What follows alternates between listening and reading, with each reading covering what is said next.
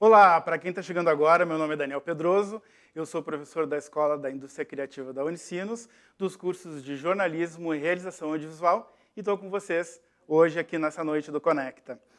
Muito bem, pessoal, vamos em frente então. Olha só, o nosso assunto agora é games e saúde mental. O que a psicologia tem a ver com os jogos digitais? Conheça o programa Life Gamers e veja como diferentes áreas podem se unir em busca de objetivos comuns. Comandam este bate-papo as professoras Ilana Andreata e Lisiane Cohen. Boa noite, queridas professoras! Boa noite! Boa noite, Dani! E aí, Dani Pedroso? Tudo bem com vocês? Estou muito animado aí para assistir agora a palestra de vocês. Vou ficar colado aqui. Beijo, gurias! Tchau, tchau! Beijo! Obrigada! Então, boa noite a todos e todas. É uma pena, né, Lise, que a gente não escuta os boa noites, assim, a gente se sente tão sozinho aqui, mas é uma ótima noite, né? Estamos muito felizes de estar aqui, né? Para quem não estava conosco nos bastidores, os bastidores são as melhores partes. A gente queria muito estar abraçando vocês agora, mas infelizmente isso não é possível, então estaremos eu e a Lise aqui se auto-abraçando, né? Exato, mesmo distantes, né, Ilana? Isso aí, cada uma na sua casa. Então, assim, né, nos lançaram esse desafio, né, Ilana, de falar, então, a psicologia, o jogo, é sobre isso que a gente vai falar hoje aqui, mas então a gente começa dizendo quem somos para vocês entenderem, né, como é que nós vamos falar desse negócio, né? Então, a Ilana, né, é essa pessoa aqui, né, que é multi, super, hiper, né, que então ela tem graduação em psicologia, é especialista em psicoterapia cognitivo-comportamental, tem mestrado em psicologia clínica, doutorado em psicologia pela PUC, terapeuta, certificada pela Federação Brasileira de Terapias Cognitivas. Nossa, a mulher é tudo. Possui treinamento avançado em terapia cognitiva, né, pelo Beck Institute e entrevista motivacional com William Miller e Teresa Moyers. Muito bem! Veja você! Isso que é só uma parte, tá, gente? Isso não é tudo, né? Tem outras brincadeira, partes. Pessoal. Vou botar tudo ali. Tudo brincadeira. E esta pessoa que vos fala generosamente, carinhosamente, é a nossa querida Lise. Tá? A Lise é tudo. E não é porque a gente está aqui rasgando seda, né, nesse happy hour, que isso é mentira. Isso é pura verdade. A Lise, então, é professora, cineasta e atriz. Só isso, tá, gente? Imaginem a junção de todas essas funções numa pessoa só. É bacharela em publicidade e propaganda, pós-graduada em produção cinematográfica, não precisa dizer o ano, né, Lizzy? Vamos pular essa parte. E psicanálise. Pessoal, não é à toa que a Lizzy está aqui, tá? A pessoa é pós-graduada em psicanálise, que é um braço da psicologia. Depois a gente vai conversar um pouquinho sobre isso. Prática e teoria, mestra em ciências da comunicação e hoje faz formação psicanalítica no Instituto Nebulosa Marginal do Rio de Janeiro. Iniciou a sua carreira no final dos anos 80, como vocês podem perceber, a pessoa dorme no formol, criança. né? E de lá para cá, inúmeras experiências de prêmios, festivais, realizações de curta, média e longas metragens, programas de televisão e séries. E aí vocês podem estar se perguntando o que a Lizzy está fazendo aqui para falar para a gente sobre jogos. Com toda essa experiência, né? Então ela tem um pé no cinema, um pé na publicidade, um pé como atriz e psicanalista, ela tem tudo a ver para falar para a gente sobre jogos, né? Uma pessoa que consegue dou aula no curso de jogos, né? Que consegue aula no curso de jogos aqui da Unicinos. Tudo isso dando aula aqui para gente, né? Então, Lizzy, um prazerzão estar aqui contigo agora. Eu acho que a gente tem muito que trocar com essa galera que está motivada em vir aqui saber da gente.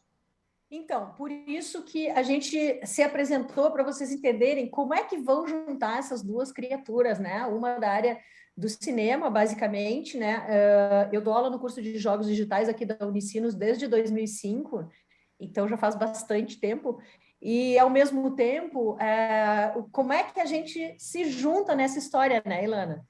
Então, que diabo, como é que se une, né? Bom, então, assim, ó, primeiro eu vou falar um pouquinho, né, do que é o jogo, né? O que é isso? Então, para a gente ver como é que a gente vai juntar com a tal da psicologia também, né? Como é que se junta o tal do jogo com a psicologia?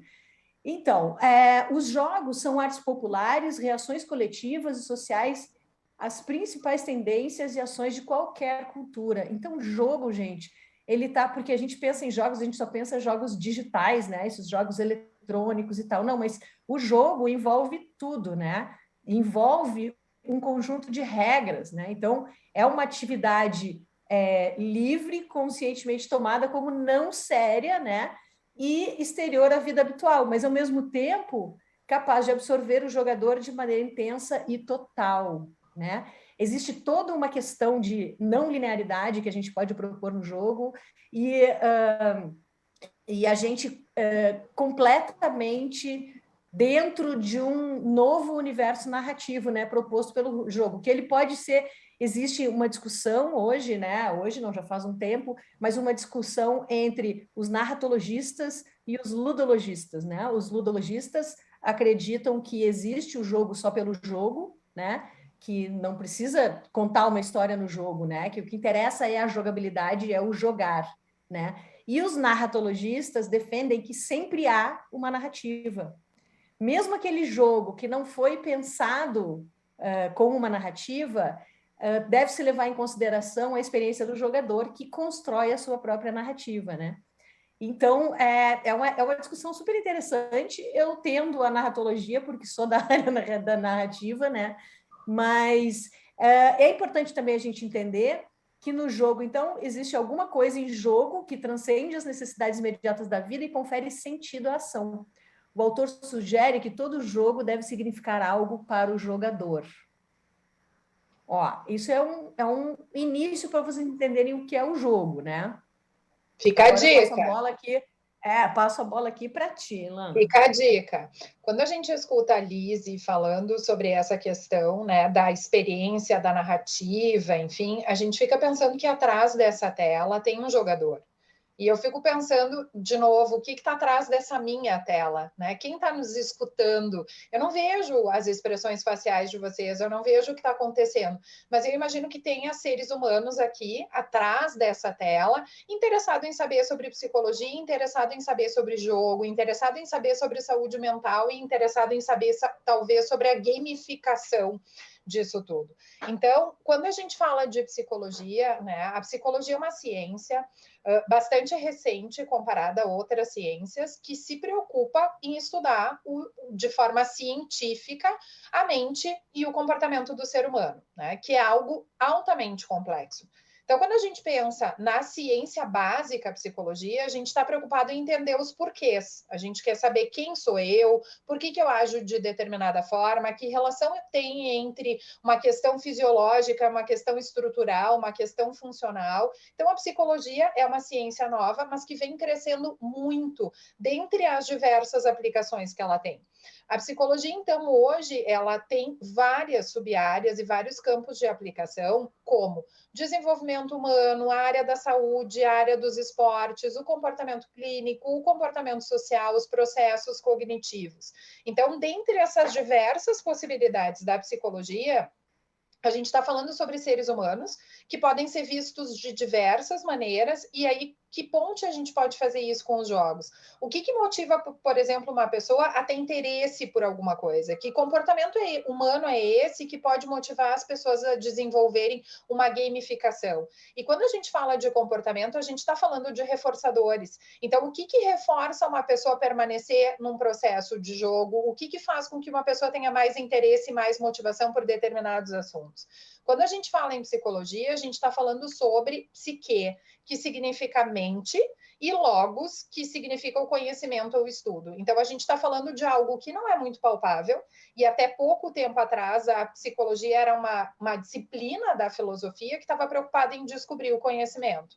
Né? A gente trabalha com procedimentos que são sistemáticos e objetivos, por observação, né? Então, quando a gente pensa em saúde mental, a gente observa o que está dentro do esperado, por exemplo, né? E talvez uma pessoa que joga em excesso saia um pouco desse processo da saúde mental, né? A gente também trabalha com medição e análise, trabalhados, então, por dados que são interpretados, que podem nos ajudar a generalizar, explicar e fazer previsões. Não é uma ciência exata, né? Talvez diferente das pessoas que estão aqui nos escutando ou que têm desejo pela área mais exata da ciência da computação, ou alguma coisa assim, mas com certeza tem muito a contribuir para os comportamentos humanos.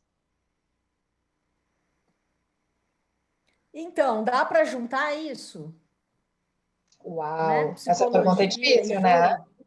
E aí? E aí? Acho que dá, né? Acho que dá. Eu acho que a gente já está mostrando alguns pontos, né, de conexão, de interface, né? Mas aí a gente quer trazer, a gente está falando com o pessoal novo, com o pessoal jovem, e a gente sabe que por mais que o jogo não seja uma coisa criada agora, né, e que existem jogadores mais maduros, podemos dizer assim, mas basicamente o maior público, né, ainda é o pessoal que está começando e está jogando, né? Eu vejo aqui em casa, né, tenho 2 meninos que jogam bastante, assim, né? Então, quem são esses jovens hoje, né? A gente tem uma imagem aqui da galera com celular, né? Então, essa geração de hoje, né? Ela já é uma geração nativa digital, né? Então, ela já é uma geração que nasce conectada, né? Então, é um mundo que oferece muita informação, um fluxo imenso de informação o tempo todo, né? Então, como é que a gente gerencia a atenção, por exemplo, né? Como é que a gente não tem mais, né? Porque é muito bombardeio de informação, né? Então, essa é uma geração que está sempre online, né? E que vive num mundo de transitoriedade alucinante de mercadorias, vivências e informações. São bombardeados o tempo todo, né? Então, tem uma autora que se chama Santaella, que ela diz o seguinte: são tantos e tão imperiosos os estímulos que a distração se converte em necessidade para a sobrevivência psíquica até o ponto de tornar-se o estado natural da mente moderna. Já se nasce tão assim também que já é natural, né, a gente trabalhar com esse tipo de informação e esse fluxo de informação, né? Então, né, esses são os jovens, né? E tem estudos que vão nos dizer que essa galera tem um cérebro diferente, talvez, de outras gerações, inclusive como hardware, assim. Então, são pessoas, são gerações, enfim, que a gente pode definir como millennials, como X, como Z, como bola, como pedra, como quiserem definir, que vem muito com essa pegada, né, do reforço, assim. Então, toda essa questão do jogo é muito motivador. Talvez tenham pessoas que tenham uma tolerância mais baixa à frustração, que precisem dessa adrenalina para tudo isso. Então, a gente está falando de uma população que talvez muitos de vocês se enquadrem, que tem uma tolerância muito baixa à frustração, que tem uma dificuldade muito grande com estímulos únicos, que precisam estar com todas essas janelas abertas, inclusive para processar as informações. Isso aí. Diante disso, né? Sim, a gente pode juntar, né? Mas a gente também precisa pensar em como se comunicar com esse pessoal, né? E talvez nós, né, Lizzy, que temos uma data de nascimento um pouco mais avançada, assim, um DNA um pouco mais avançado, a gente precisa pensar que tem que existir um canal de comunicação. E muitas vezes esse canal de comunicação vai se dar através dos jogos, né? Ele vai se dar através da forma como a gente vai se relacionar.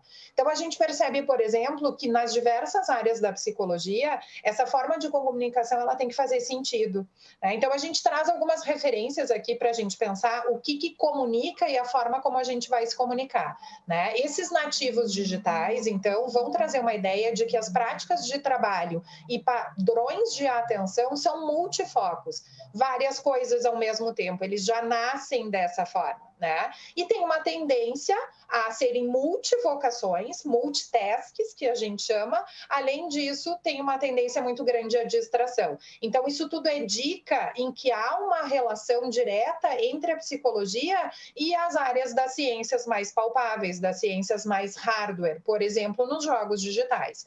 Então, para esse autor, né, Sartori, não podemos perder a perspectiva de possibilidades facultadas pelas novas narrativas apresentadas pelos dispositivos comunicacionais, né? Então, isso tudo facilita a nossa interação. Até porque isso já está aí, está dado, está posto, né? Então, todas essas questões, os dispositivos, né? Tá posto, né? A convergência, está tudo aí. Então, o que a gente tem que fazer é aprender a lidar com isso, né? Para tornar a vida tranquila, né? Bom, então, a narrativa, ela é uma ferramenta para isso, né? Para a gente se comunicar. Então, vocês podem ver que cada vez mais a gente tem narrativas, os próprios jogos, né? Que a gente começa com aqueles jogos, né? Que não tinha narrativa nenhuma, que era o Tetris, aquele joguinho de futebol que eram umas barrinhas assim que jogavam, né? Eu sou dessa época. E aí... Esse povo não deve conhecer isso, Lizzy. Isso tá no museu, assim, né? Não, o Tetris talvez sim, enfim, né? Não, o Tetris se usa a ideia até hoje, né? Mas hoje, cada vez mais a gente olha esses novos jogos, né? Eles são muito narrativos, né? Eles trazem narrativas elaboradas, inclusive, né? Bastante elaboradas, assim. Então, tem jogos que a gente joga com mais de um personagem, né? Que a gente pode tá transitando entre personagens, a gente faz escolhas, a gente tem caminhos diferentes, a gente pode interferir na narrativa, quer dizer, hoje existem muitas opções, né? Então, por que a narrativa ela é importante? Na realidade, nós somos seres narrativos, né? O tempo todo a gente está narrando alguma história, né? Quando alguém vai lá no teu consultório, né, Ilana? Vai narrar os acontecimentos, quando vai falar dos seus sentimentos, vai narrar, né? Então, a narrativa é a nossa comunicação mais forte, né? Então, nós nos conectamos às narrativas e, principalmente, às personagens que vivem essas narrativas, né? Então, a narrativa é, sem dúvida, uma ferramenta bastante importante, né? Para a gente se comunicar. Aí, Ilana, nós entramos nesse ponto. E aí, quando a gente pensa nessa questão das narrativas, nós devemos levar em consideração que para além do envolvimento que a gente tem com alguns personagens, a gente está falando sobre as nossas histórias de vida, né?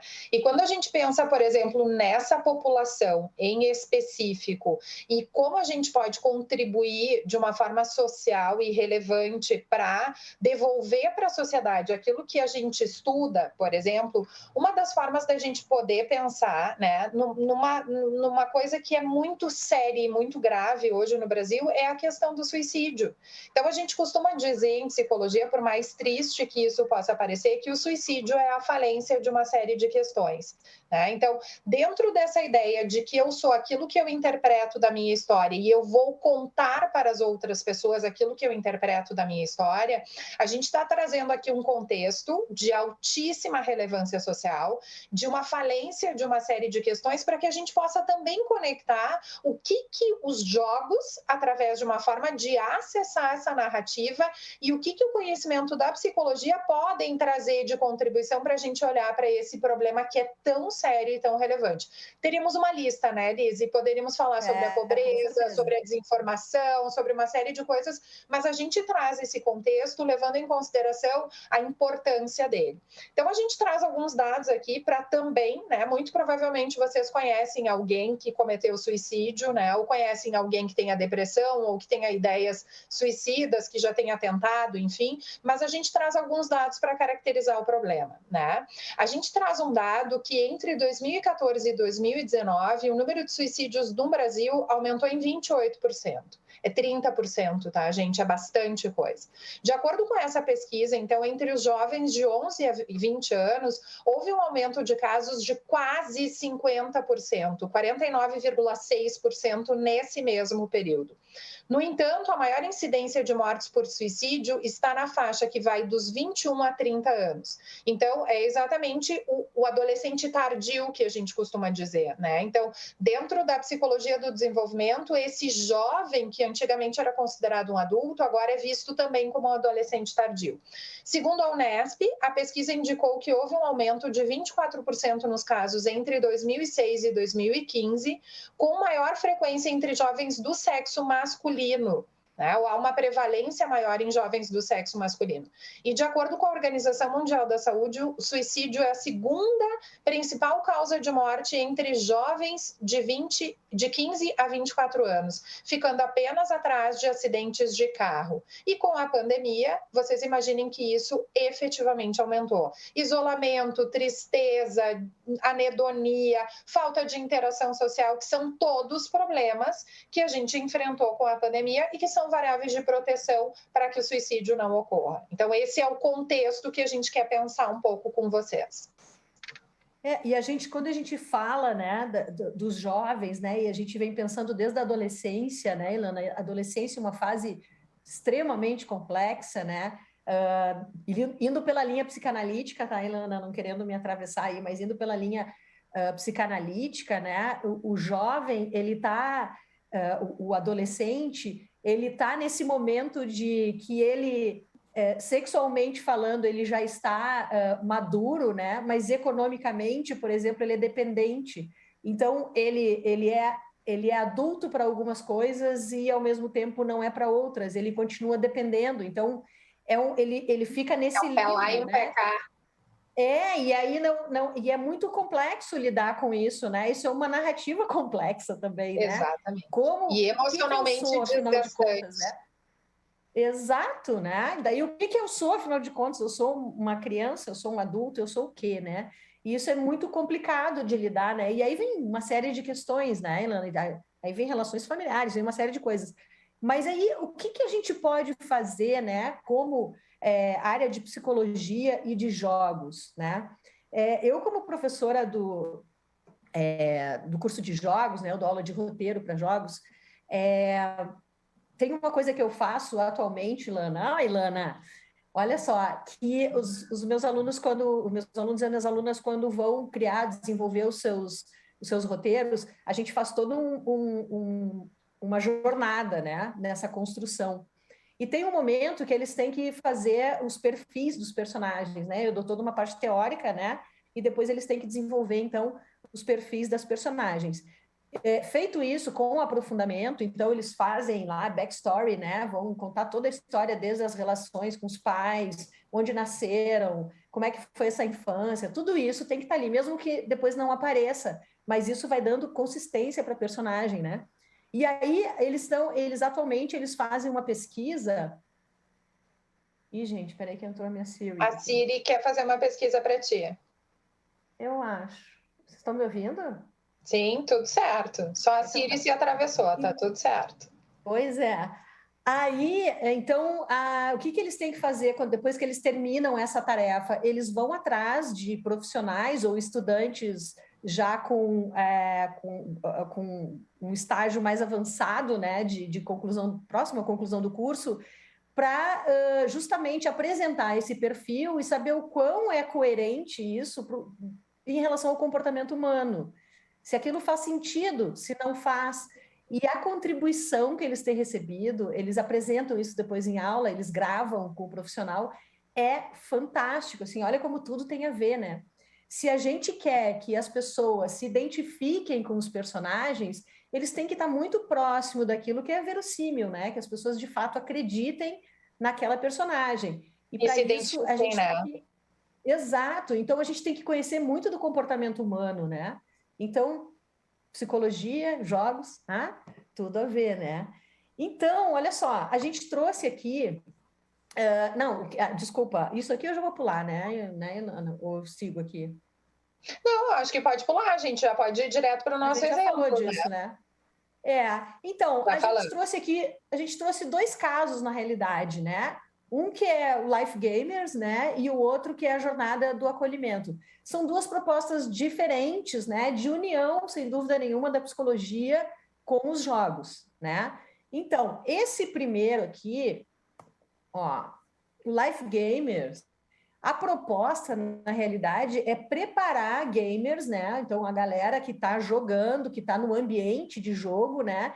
Para poder identificar colegas jogadores, né? E jogadoras que estejam apresentando sinais, né? De depressão, para, então, prevenção do suicídio, né? Então, quem entra nesse time, digamos assim, vai ser preparado, né, Ilana, por profissionais, né, da área da psicologia, para que consigam, então, no ambiente do jogo, identificar gamers que estejam passando por alguma situação, né, de depressão que possa, inclusive, levar ao suicídio, né? Eu sou mega fã desse trabalho, tá? O CVV é um serviço gratuito, é um serviço bárbaro, assim.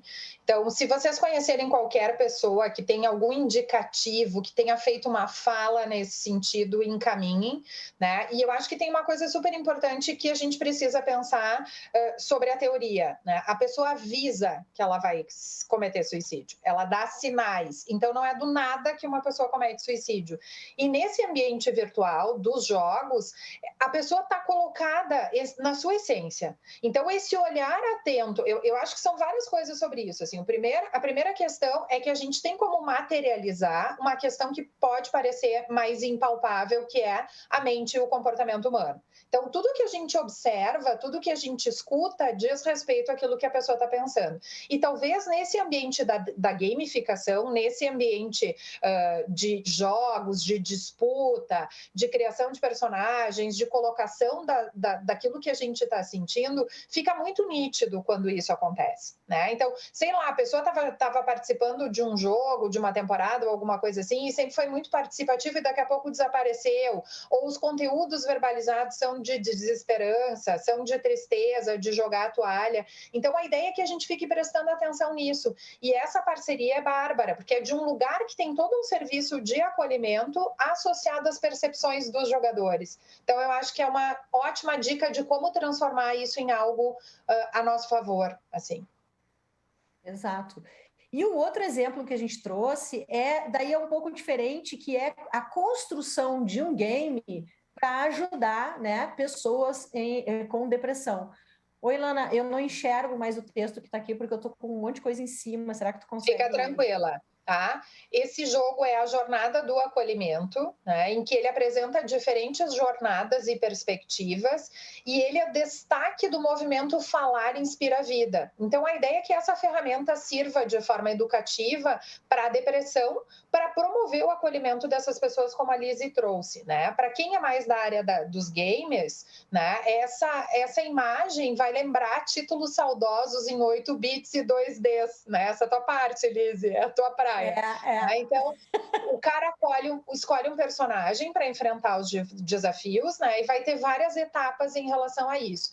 E aí o personagem do jogo, né, que não teve ainda um diagnóstico confirmado, vai identificar os sinais, os estigmas e compreender a próxima fase do jogo. Então, aqui a gente tem um exemplo claro de empatia. É a gente poder se colocar no lugar da pessoa que está em sofrimento e, de alguma forma, está pedindo ajuda para as pessoas. Então, esse é um outro exemplo que tem uma outra pegada, mas que ajuda bastante a identificar esses sinais e a pensar como é que a gente pode se colocar em relação a essa jornada transformadora, né, que a gente fala que é o identificar o transtorno, pensar em como ajudar a pessoa nesse sentido. Então, aqui a gente trouxe exemplos, né, de usos diferentes dessa união, né, dessa ideia transdisciplinar, né? A gente pegou o finalzinho da fala anterior, né, que ele falava justamente isso, né, que ele era transdisciplinar. O que a gente está falando é exatamente isso, né, da gente borrar essas fronteiras, né, entre uma disciplina e outra, e a gente justamente trabalhar junto e colocar os seus conhecimentos em prol de algo bom, algo positivo, né? Como é ajudar e acolher as pessoas, né, que estão precisando disso, né? Então faz todo sentido quando a gente fala em psicologia e jogos, né, Ilana? Eu acho que, nossa, não há diálogo mais evidente, né, do que esse, em todos os sentidos, né? Tanto no sentido de poder ajudar pessoas, quanto na própria construção de um jogo que seja narrativo, né? Para que ele tenha, de fato, personagens interessantes, personagens com os quais a gente possa se identificar e querer jogar, né? E querer participar daquele jogo até o fim, e de querer virar o jogo, né? E de querer realmente consumir aquela narrativa que seja interessante, né? Eu acho que tem várias pegadas assim que a gente pode pensar em relação a essa aproximação, tanto no sentido do usuário, né, quanto no sentido daquilo que atrai as pessoas, mas principalmente do que a gente pode fazer para uma questão social, assim, né? Então, acho que essa é uma pegada super importante. E quando a gente traz aqui a ideia da psicologia e do jogo, a gente está falando, né, trazendo o nosso queridíssimo Morin, que a inteligência parcelada, né, compartimentada, mecanicista, disjuntiva e reducionista rompe o complexo do mundo em fragmentos disjuntos, fraciona os problemas, separa o que está unido, torna unidimensional e multidimensional. Esse pensamento complexo, então, é um pensamento que busca religar, conectar, tecer o que está aparentemente separado. Isso significa que, teoricamente, se vocês achavam que ia ser uma piração esse negócio de jogos e psicologia, a gente espera que brevemente vocês estejam percebendo que tem total conexão, que a gente pode usar os jogos para qualquer lugar e a psicologia vem muito a acrescentar. Aê, obrigada, gente! Obrigada, Lizzy! Valeu, Ilana! Valeu! Nossa, gurias, parabéns. Que fala inspirada, inspiradora, que tema incrível. Muito obrigado pela participação de vocês aqui no Conecta 2021. Tchau, gurias! Obrigada, beijo! Beijo, tchau, tchau! Então tá, pessoal. Infelizmente, estamos chegando ao fim do Unicinos Conecta 2021. Quero agradecer muito a sua participação e eu desejo muito, pessoal, encontrá-los ou na Unicinos Porto Alegre ou na Unicinos São Leopoldo. Tchau, pessoal. Até o ano que vem.